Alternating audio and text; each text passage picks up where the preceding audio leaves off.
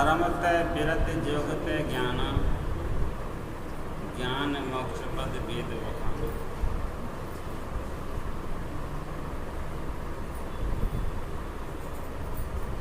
धर्म से विरत, जब आप धर्म करना सीख जाएंगे, धर्म पर चलेंगे, तो अपने आप आपके अंदर वैराग्य उत्पन्न होगा। धर्म से मोह नष्ट होता है, धर्म से सत्यता ऊर्ध्वगति, सत्य की प्राप्ति होती है और आदमी का स्थान थोड़ा ऊंचा उठता है। ज्ञान मोक्ष प्रद वेद वखाना। धर्म से जब वैराग्य होता है, वैराग्य से जो ज्ञान प्राप्त होता है, वह ज्ञान मोक्ष को देने वाला होता है। मोक्ष किसको कहा गया? मोक्ष मरने के बाद मिलने वाले के लिए मोक्ष नहीं कहा। मरने के बाद में किसको मोक्ष मिला नहीं मिला कोई बता नहीं सकता। मरने के बाद में कितनी योनियों में दुख होगा कोई बता नहीं सकता। मरने के बाद में क्या गति होती है कोई बता नहीं सकता। एक व्यक्ति मरा था और मेरे से मिला था। मरने के बाद में मैंने देखा था, वो पता मेरे फिर जीवित हुआ। जीवित होने के बाद में मैंने देखा था उसके सब शरीर पर हल्के पड़े होते, जला दिया गया था। वहाँ भी ये वहाँ का जो यमराज का जो दूत होता है वह भट्टी जलाई रखता है। जो जैसे कर्म करके जाता है उसी प्रकार की वहाँ सजा देने के लिए वहाँ उसे तैयार मिलती है। भट्टी गर्म में से छिपटी निकाल करके उसको पीटा। बोले तूने अपनी ज़िंदगी में कभी सांची नहीं बोला।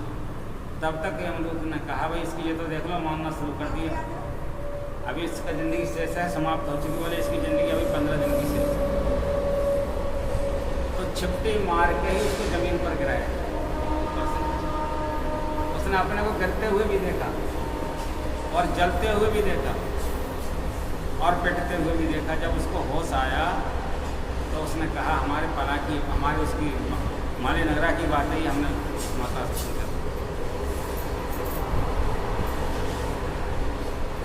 अच्छा, एक बार हम उसके यहाँ कथा करने गए थे तो उसने कहा था पंडित जी तुम सब झूठ बोलते हैं। मैंने कहा हम झूठ बोलते हैं तो सच क्या मानती हो? बोले हम प्रत्यक्ष देख लें। मैंने तुम भी प्रत्यक्ष देख लो, तुम्हारे परिवार के प्रत्यक्ष देख लें तो कैसा रहेगा? बोले इससे बढ़िया कोई बात नहीं होगी। तो ठीक है, जब तुम मरोगी तो 15 दिन पहले जाओगी मरने से और ऊपर से जला करके ज़मीन पर भेज दी जाओगी। तुम 15 दिन तड़प तड़प कर जियोगी, फिर मर जाओगी। तब उस समय मुझे बताना आकर के कि ये सत्य बोलते हैं या हम यथार्थ बोलते हैं या गलत बोलते हैं। और ऐसा ही उसके साथ में हुआ तो उसके परिवार वालों ने उसने मुझे को बुलाया। मैंने कहा कि किस लिए बुला रहे हो भाई? अरे कब हमारी मम्मी मर गई थी, तुमने कथा में कहा था वो, और ऐसा ऐसा आई, वो सब चली हुई पड़ी है और तुम्हें बुला रही हो। बताए भाई हम दूतों ने कहा कि 15 दिन की ज़िंदगी शेष है। तो यथार्थ जो परमात्मा हमसे बोलवाते हैं, हम गद्दी पर बैठ करके वही बोलते। मोक्ष प्राप्त करने का मार्ग केवल ज्ञान है, और ज्ञान कभी किसी को घर बैठे प्राप्त नहीं होता। अच्छा बताओ, आप अपनी माताएं यहाँ पे बैठी हैं, बहनें यहाँ बैठी हैं, अपने घर में तुम्हारे पति देव तुम ज्ञान देते हैं कि तुम्हें इस तरह से मोक्ष मिल जाएगा? भगवान का भजन करो, ये ज्ञान देते हैं। रोटी बनाने को ज्ञान देंगे, सुबह 4 बजे बना करके तो आज हमें जल्दी जाना है, आज फलानी सब्जी बना लो, ये सब चीज़ का ज्ञान दे देंगे। लेकिन भजन करने का कोई माताएं को ज्ञान देते हैं? भैया आपके कोई भैया आपके पतिदेव कोई ज्ञान देते हैं कि आज भजन कर लो बैठ करके, तो कुछ करना। और भजन करने का भी नियम होता है। भजन करने के भी किसी गुरु के द्वारा ही, यदि आपने सच्चे गुरु के द्वारा मंत्र लिया है तो वो भजन में तुमको आगे बढ़ा देगा, तुम्हारे जीवन के कष्टों को मिटा देगा और तुम्हारे जीवन में खुशियाँ भर देगा। आनंद की उमंग हर वक्त दिल में भरी रहेगी। अगर तुमने ऐसे भी जैसे तैसे से ज्ञान ले लिया है तो जैसा ही तैसा जीवन में होता रहेगा, कोई परिवर्तन नहीं होगा। अच्छा, आप अगर ज्ञान भी ले लो और ज्ञान के बताए मार्ग पर नहीं चलो तो अभी कुछ नहीं।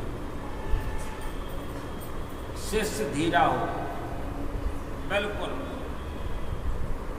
और बहुत गंभीर शिष्य हो, गुरु बिल्कुल पुष्ट हों, बिल्कुल ज्ञान में भरे हुए हों, ऐसे गुरु को जो प्राप्त कर लेते हैं वही हीरा प्राप्त करते हैं।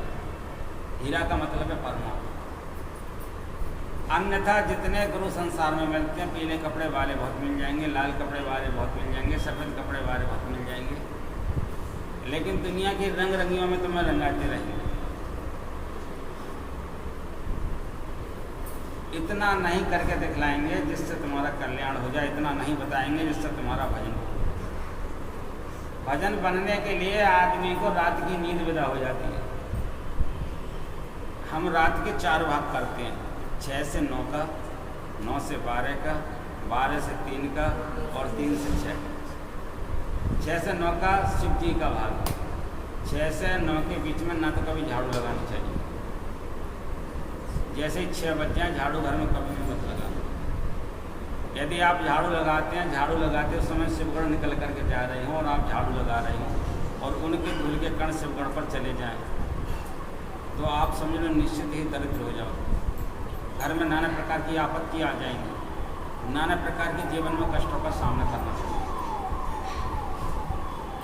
कभी भी 6 से 9 के बीच में झाड़ू नहीं लगाना चाहिए।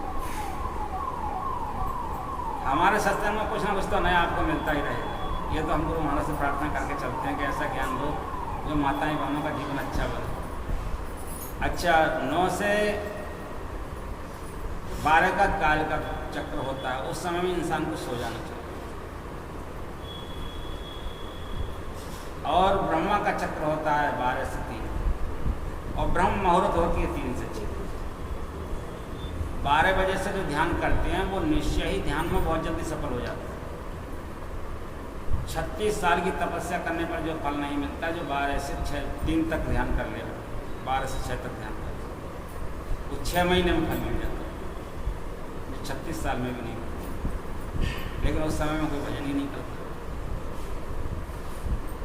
इतना बड़ा संत मत का ज्ञान है। सदगुरु महर्षि में ही परमहंस महाराज ने जो ज्ञान दिया है, उनकी कृपा से स्वामी व्यासानंद जी ने हम लोगों को ज्ञान दिया है, जो परम पूज्य परम आदरणीय, जिनकी चरणों की कृपा से जो हम आप लोगों को कुछ बता पा रहे हैं। तो जो 12 से ध्यान में बैठ जाते हैं बहुत जल्दी सफल हो जाते हैं।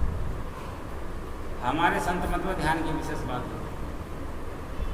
एक वृत्तासुर नाम का राक्षस हुआ, श्रीमद् भागवत पुराण में कथा आती है। वह कह रहा है, अजात पक्षा इव मातरम खगा। हे परमपिता परमात्मा, जिस प्रकार से एक पक्षी, पंखहीन पक्षी बच्चा अपनी माँ से मिलने के लिए बेचैन रहता है, इसी प्रकार से हे प्रभु, मैं आपके लिए हर वक्त बेचैन रहता हूँ। स्तन्य यथा बतस्तरा चुदाता, जैसे गाय का बछड़ा अपनी माँ के स्तन को पान करने के लिए तड़पता रहता है, इसी तरह से हे प्रभु, मेरे को केवल एक ही भूख रहे, तो मैं आपके दर्शन के लिए, आपके नाम के लिए, आपके भजन के लिए छटपटाता रहूँ।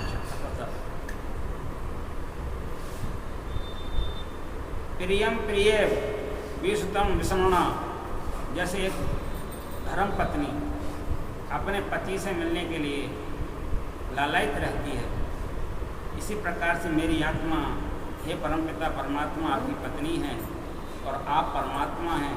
आत्मा रूपी मेरी पत्नी, आपकी पत्नी, आपसे मिलने के लिए मेरी आत्मा तड़पती रही। मनोरविंद्राक्ष दिदृक्षित्वाम, बस यही मेरी इच्छा है, मेरे मन की इच्छा पूरी कर देना कि हर वक्त मैं आपके लिए तड़पता, हर वक्त मैं आपके लिए तड़पता, छटपटाता, किसी तरह से तुम मुझे प्राप्त हो, किसी तरह से मैं तुम्हारा भजन कर। जब तक इंसान के अंदर ऐसी छटपटाहट पैदा नहीं हो, तब तक परमात्मा की प्रति से कोई भी संकेत नहीं है।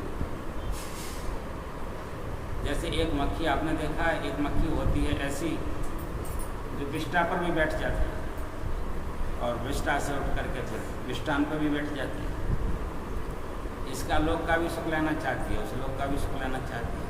और उन्हीं में से एक मक्खी होती है मधुमक्खी, जो केवल पराग का ही रस लेती, कमल के पुष्प का ही रस होती। देखने में दोनों का नाम मुख्य है,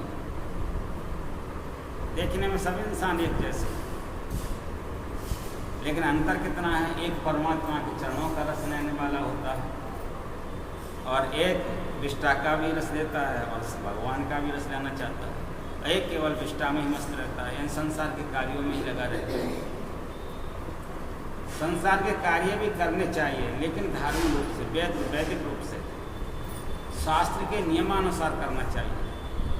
ये नहीं कि हम किसी को दुख दे करके अपना पेट पालन करें, हम किसी के धन को हड़प करके अपना पेट पालन करें, हम किसी की माताएं बहनों को फंसा करके अपना पेट पालन करें। ऐसा नहीं होना चाहिए, इस बात को शास्त्र नहीं कहता।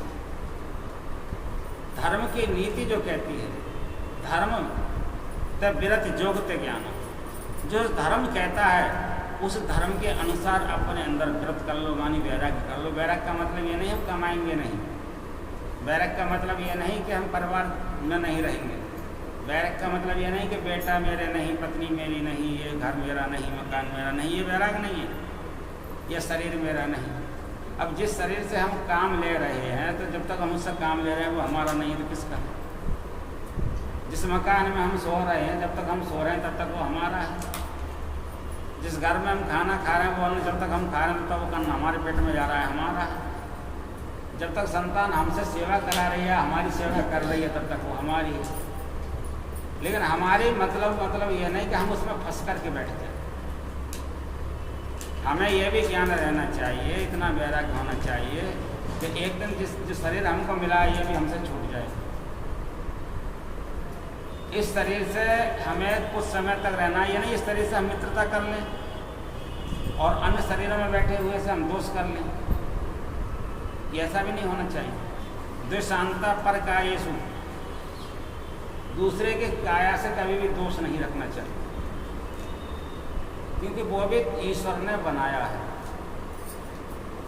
और ईश्वर का बनाया हुआ, उसमें ईश्वर ही आकर के, जिसमें ईश्वर बनाता है उसमें ईश्वर ही बैठ जाता है, उसमें हमारा ही परमात्मा विराजमान है उसके अंदर। ये सोच लेना चाहिए। इसलिए हमें किसी से दोष भी नहीं रखना चाहिए, ये वैराग्य है।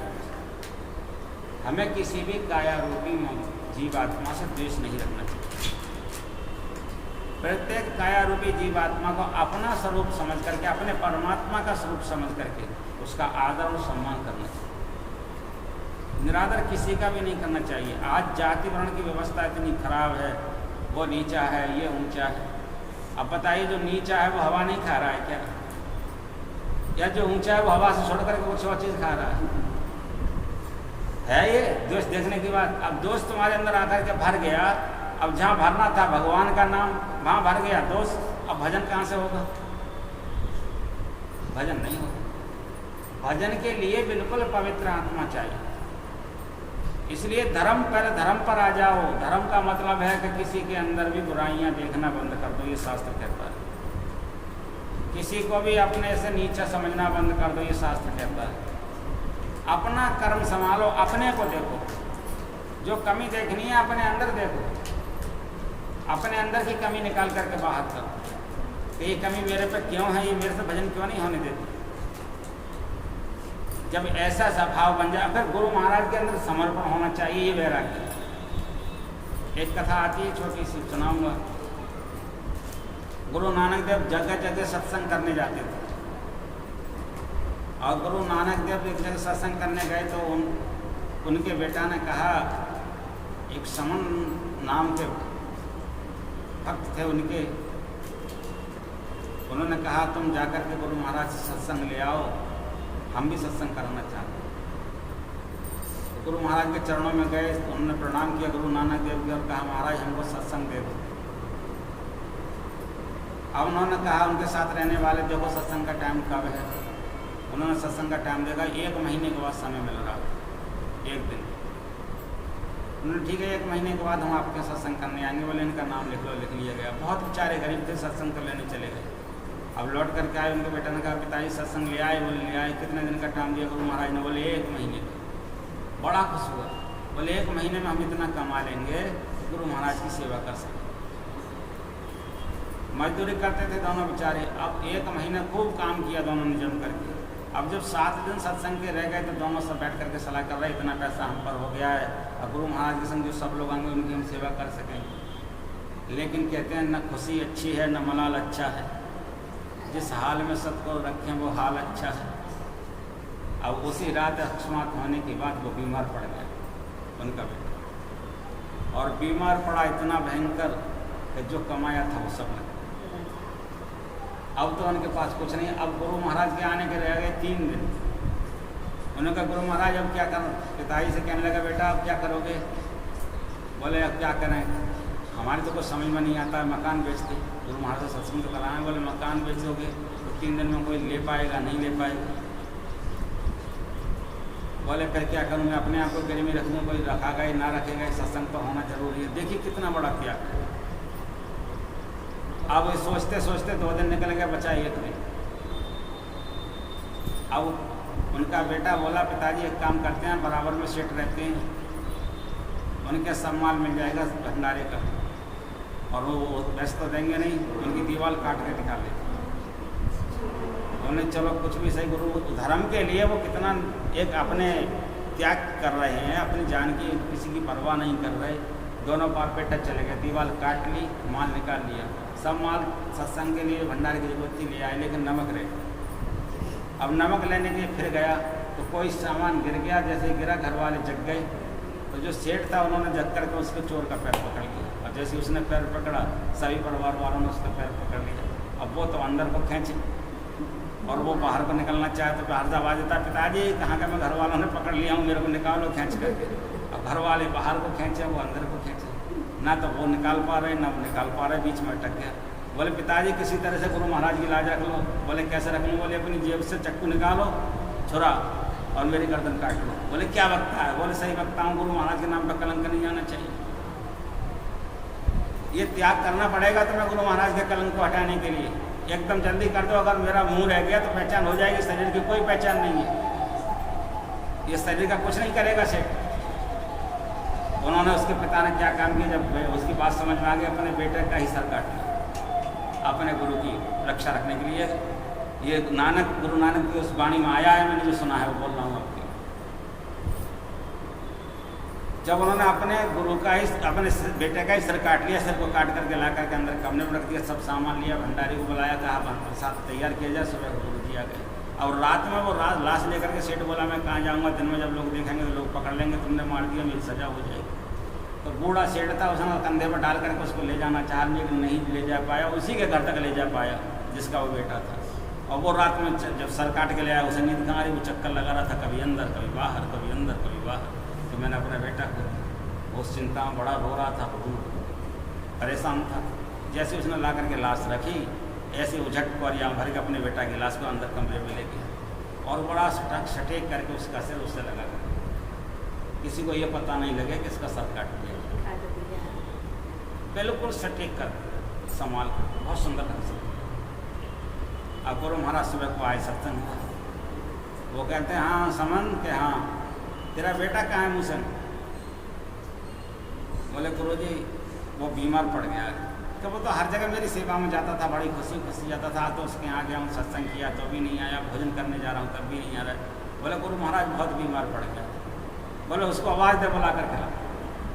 गुरु महाराज रोने लगा, महाराज मेरे बस की बात नहीं है, मैं उसको आवाज़ नहीं दे पाता, तुम ही आवाज़ दे दो। बोले तेरी आवाज़ से नहीं आएगा, मेरी आवाज़ से आ जाएगा। ऐसा तो हो ही नहीं सकता जो पिता की आवाज़ से नहीं आए वो गुरु की आवाज़ से आ जाए। बोले गुरु महाराज आपकी आवाज़ से तो ब्रह्मा आ सकता है, उसकी तो चलती क्या है, आप एक बार आवाज़ लगा करके तो देखिएगा। गुरु महाराज ने आवाज़ दिया जैसे मूसन, सदगुरु महाराज का नाम लेते हुए तुरंत बैठा, जयकारा लगा कर और आकर के श्रवणों में चढ़। बोले गुरु महाराज प्रणाम, बार बार प्रणाम किया गुरु महाराज के नाम। एक ही आवाज़ में देखिए धर्म ते विरत, इसमें धर्म हुआ, धर्म के लिए उसने चोरी की, कितना बड़ा बैराग किया, अपने पिता का सर काट लिया, बेटा का सर काट लिया, अपने बेटे, गलत बोल दिया, अपने बेटा का सर काट लिया और गुरु की सेवा की। धर्म सेवा से धर्म हुआ, उस धर्म के कारण गुरु प्रसन्न हुए। कहते ना गुरु मेहरबान तो पट्टा, और वो बेटा जिंदा हो। आज गुरु से ही लोग छल, कपट, द्वेष, घृणा, चालाकी, कितनी कितनी चतुराइयाँ दिखलाना चाहते हैं और फिर चाहते हैं कि हमारा भला हो जाए। पहले तो धर्म से जुड़ना नहीं जानते किस तरह से जुड़ा जाता है, कैसे उसने धर्म करने के लिए बेटे का बलिदान दे दिया। आज सत्संग सुनते हैं, 6 महीना 1 साल 3 साल हो गए, जैसे आते हैं वैसे बैठे रहते हैं। एक दिन के सत्संग में जीवन परिवर्तन हो जाता है। गुरु महाराज का जिस दिन मैंने सत्संग सुना था उसी दिन से मेरा जीवन परिवर्तन हो, एक दिन के सत्संग से। और आज तो उनके सिर हरा करके देखो, जैसे कठपुतली हालती रहती है वैसे हालती रहती है, लेकिन वही रास्ता चल रहे हैं, वही काम कर रहे हैं और फिर भी चाह रहे हैं कि हम सत्संगी हो गए, फिर भी चाह रहे हैं हमारा भला हो जाएगा। मेरे तो यही समझ में नहीं आता कैसे भला हो। भाई वृत्तासुर कह रहा है न नाक पृष्ठम।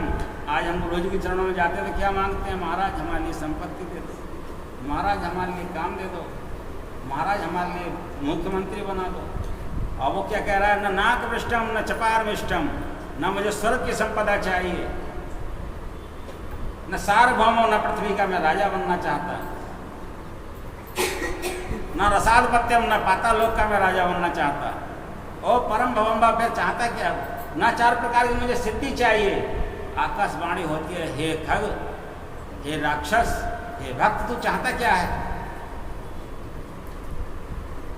कहता समंजसत्वा ग्रही एकांत। मैं चाहता हूँ प्रभु कि सदा आपके भक्तों के चरणों में एकांत में बैठ करके, जो आपके भक्तों के भी भक्त हैं उनके चरणों की सेवा मुझे मिल जाए, उसके लिए मैं तड़पता रहूँगा, कुछ नहीं चाहिए। आज तो न कहते भक्त जाओ बाहर में, पहले भगवान हमारे पास में आ जाए। इन्होंने भी कहा जो विप्र की पूजा करते हैं, प्रथम ही विप्र चरण अति प्रीति, जो सबसे ज़्यादा धर्म पर चलना चाहते हैं वो ऐसे विप्रों की पूजा करें। प्रथम ही विप्र चरण अति प्रीति, ऐसी प्रीति करें कि विप्र प्रसन्न होकर के, विप्र कहा ब्राह्मण नहीं बोला उन्होंने, क्योंकि विप्र का मतलब दूसरा शब्द है विद प्रपंचायत विप्रा, जो बिना किसी प्रपंच के तुम्हें सच्चा ज्ञान देने की कोशिश करे, ऐसे विप्र के चरणों की पूजा कर ले, आप भगवान को प्राप्त करने के लिए आगे बढ़ सकते। अति प्रीति, ऐसी प्रीति होनी चाहिए जैसे कि भगवान की हम सेवा करते, चरणों की सेवा होनी चाहिए और वो प्रसन्न होकर के तुम्हें आशीर्वाद दे दें कि जाओ हमारा आशीर्वाद है तुम्हारे लिए, भगवान की प्राप्ति होगी, तो निश्चय ही प्राप्ति होगी। इसी तरह गुरु नानक देव ने उन दोनों भक्तों को आशीर्वाद दिया कि जाओ तुम्हारा इसी लोक में भक्ति पूर्ण होगी। ये मेरा आशीर्वाद है दोनों बाप बेटा।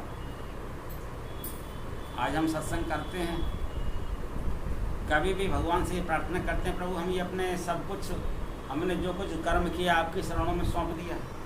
कोई करते हैं, कोई नहीं करते। सुन करके कथा चल, भगवान कहते हैं जब तुम अपना बना करके अलग रखते हो तो हम बना करके अपना अलग रखते हैं। तुम रहोगे अपने काम में, हम रहेंगे अपने धाम में। तुम रहोगे मेरे काम में, हम रहेंगे तुम्हारे काम में। तुम्हारे मन का सोचा नहीं हो सकता। अगर तुम मेरी सोच से सोचने लग जाओ तो तुम जो कहोगे वही हो सकता है। आज हम अपने मन की सोच से सोचना चाहते हैं, अपने मन के कर्म से कर्म करना चाहते हैं, ईश्वर के ऊपर कुछ सोचना नहीं चाहते। गुरुपद पंकज सेवा तीसरी भगत अमान, जो गुरु के चरणों में अमान मानी, बिना किसी अभिमान के, बिना किसी स्वामी के अपने आप को समर्पण कर देते हैं। इसी प्रकार से मूसन ने और समन ने दोनों ने मिलकर के अपने को समर्पण किया। तीसरी भगत अमान, उसकी भक्ति पूर्ण होती है। गुरु के चरणों में गुरु तो बना लिए, समर्पण कुछ भी नहीं किया। एक बार गुरु महाराज हमारे राजस्थान में जयपुर में गए थे। एक भक्त ने बहुत बड़ा मकान बनाया हुआ था और मकान को देख करके वो गुरु महाराज से कहने लगा गुरु महाराज सब आपका ही है, सब आपका ही है, सब आपका ही। गुरु महाराज बोले ठीक है। सब मेरा ही है? बोले सब तुम्हारा ही है। बोले सच कह रहा है? बोले गुरु महाराज सच कह रहा हूँ, सब कुछ तुम्हारा ही। बोले बिल्कुल सही। बोले बिल्कुल सही। तो एक काम कर, कल जब सत्संग बाद में करेंगे पहले रजिस्ट्री करा दे। बोले महाराज तुमने तो सच में कह दिया, ऐसा तो मैंने नहीं कहा था। अब आजकल ऐसे लोग हैं सब महाराज गुरु महाराज के आइए, सब गुरु महाराज के आइए। जब नंबर आ जाए तो बहुत दूर खड़े। गुरु गोरखनाथ एक बार उन्होंने सब भक्तों को गुरु गोरखनाथ के कहते थे, गुरु जी हम तो आपके ही हैं, हम तो आपके ही हैं, हम तो आपके ही हैं। गुरु महाराज गुरु गोरखनाथ ने क्या काम किया, अपनी योग विद्या से अपने को इतना बेकार कर लिया, योग हाथ पैर सब बेकार हो गए और मुंह से बलगम निकलने लगा, मलमूत्र छूटने लगा। अब गुरु महाराज ने कहा भैया जो मेरा है वो सेवा सब तुम करोगे करोगे। पता लगा सारे जितने शिष्य थे एक दिन ऐसा आए छोड़ के सब भाग गए। बोले ऐसे गुरु बाहर में जाओ, जो इनको कौन संभाल अपने आप को समझ ना पा रहे। एक शिष्य रह गया था, वही सेवा करता रहा। गुरु महाराज ने कहा सब देखने के लिए आडम्बर था, कोई अपना नहीं। एक ही शिष्य रह गया, उसी को गुरु गोरखनाथ ने ज्ञान। तो गुरु महाराज भी कभी कभी जब देखते हैं भक्त ज़्यादा आगे बढ़ने के और ममता दिखाने लगता तो परीक्षा भी लेना शुरू कर देते। लेकिन पहले परीक्षा योग्य पात्र बनो। विद्या ददात विनयम, पहले उस विद्या को प्राप्त कर लो जिसको गुरु जी देना चाहते हो, विनय के पात्र हो जाओ। विनयात याद पात्रता, पात्र दो प्रकार का होता है। एक पात्र सीधा रखा होता है, एक उल्टा रखा होता है। सीधा रखा होता है ऊपर से बारिश हो तो भर जाता है पानी से, और उल्टा रखा हो तो कितनी भी बारिश हो एक बूंद उसमें रुकेगा। तो आजकल उल्टे रखे वाले पात्र मिलते हैं, जितने भक्त मिलते हैं, कितना ही ऊपर से ज्ञान मिलता रहो उनका पात्र उल्टा है, नीचे की तरफ मुँह उसके पात्र का। संसार के विषय लोगों में मलिन चित्त लेकर के बैठा हुआ है, कितना ही ज्ञान ऊपर से भरते रहो, जैसे पात्र में से इधर उधर को ढकता चला जाता है, ऐसे ज्ञान इधर उधर उसका ढकता चला जाता है। वो अपनी मस्ती में चालाकी में अपने आप को पता नहीं, भगवान का भी बाप मानने लगता है। इसलिए विनयात यद पात्रताम पात्रताम धन मापनो धना तथा सुखम। जब ऐसा पात्र बन जाता है तो धन उसके पास में अपने आप आने लगता है और जीवन में सुख उपजने लगता है। और सुख कौन सा? वह सुख जो सुख में कभी भी दुख ना हो। सुख दो प्रकार का होता है।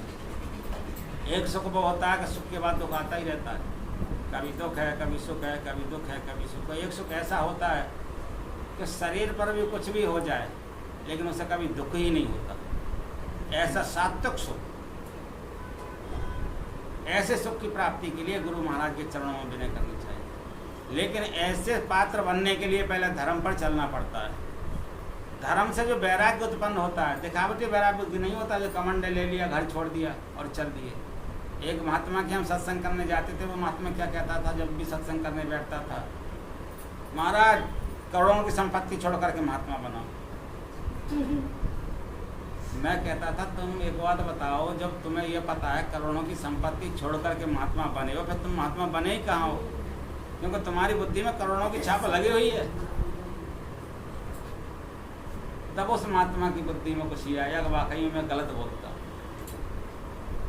जो आदमी महात्मा बन गया, महान आत्मा जिसकी हो गई, उसकी तो संपत्ति वासुदेवम कुटुंबकम, पूरा भगवान का ही घर दिखलाई देता है जहाँ भी पहुँच जाए। भारत के अंदर, विश्व के अंदर कहीं भी पहुँच, सब जगह उसका अपना ही परिवार दिखलाई देता है, सब उसे अपने ही दिखलाई देते हैं। फिर संपत्ति कहाँ से छोड़ दी और कहाँ संपत्ति रह गई, जब सब अपने ही हैं, सब अपना ही है। ऐसा ज्ञान जब तक सच्चे संत सदगुरु के शरण में बैठ करके बार बार रेप्लाइड यानी बार बार उसको नहीं सुनेंगे, तब तक ज्ञान स्थिर नहीं रहता। क्योंकि आज के ज़माने में सत्संग सुनने वाले भी 3 तरह के लोग होते हैं।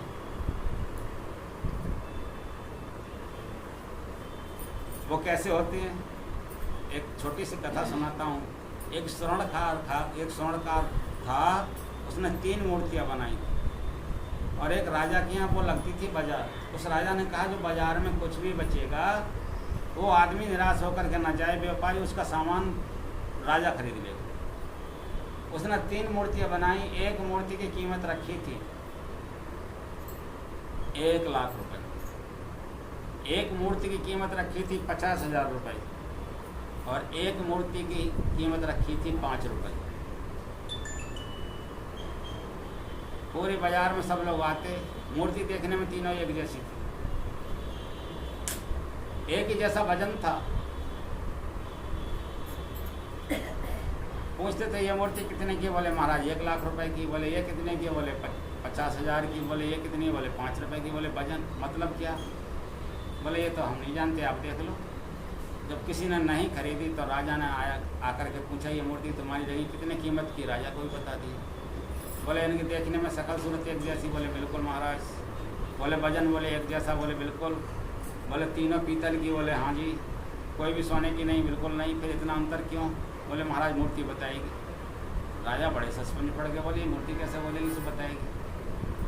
तो राजा ने क्या काम किया, सिक्के लिए 3, एक सिक्का एक के कान में डाला तो इधर से इधर निकल गया,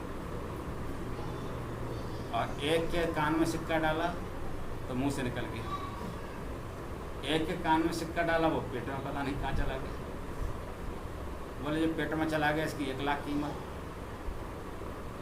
और जो मुंह से निकल गया इसकी 50,000 कीमत, और जो कान से इधर निकल गया, बोले इसकी मर्यादा रखने के लिए 5 रुपए कीमत है, लेकिन है 5 रुपए की भी नहीं।